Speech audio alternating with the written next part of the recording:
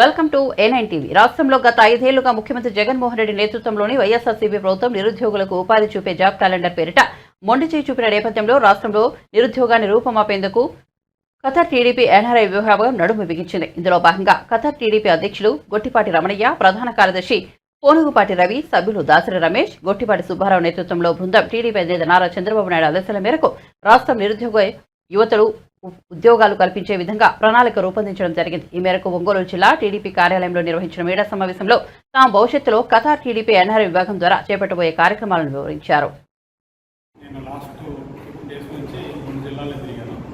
అన్ని ఆఫీసుల నుంచి మా ఎన్ఆర్ఐ టీడీపీ వింగ్ నుంచి మేము వాగ్దానం చేసిన 1 lakh జాబ్స్, అంతర్జాతీయ జాబ్స్ మేము అన్ని పార్టీ ఆఫీసులో రిలీజ్ చేసేసి యువతకు మేము ఒక వాగ్దానం చేశాము.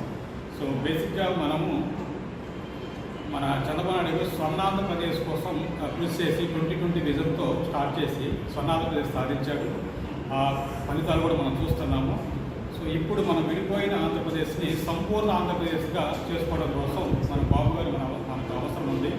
సో మన యువత లాస్ట్ గడిచిన 5 సంవత్సరాల నుంచి మన రాష్ట్రంలో అభివృద్ధి, డెవలప్మెంటు ప్లస్ రాజధాని కన్స్ట్రక్షను ప్లస్ పోలవరం ప్రాజెక్ట్స్, విరోధాలని ఇండస్ట్రియల్ పోలేషన్ ఇవన్నీ జరగలేదు. అందువల్ల మన ఆంధ్రప్రదేశ్ చదువుకున్న యువత అందరూ కూడా నిరుద్యోగంతో బాధపడుతున్నారు. వాళ్ళందరి కోసం మేము సైతం బాబు గారితో అంటూ ఎన్ఆర్ఐ నుంచి మేము వచ్చే 5 సంవత్సరాల్లో 1 lakh అంతర్జాతీయ ఉద్యోగాలు మేము కూడా బాబు గారితో చేరి అంతర్జాతీయ ఉద్యోగం మేము ఇస్తామని చెప్పేసి మేము వాగ్దానం చేశాము. సో మేము సైతం బాబు గారితో జై టీడీపీ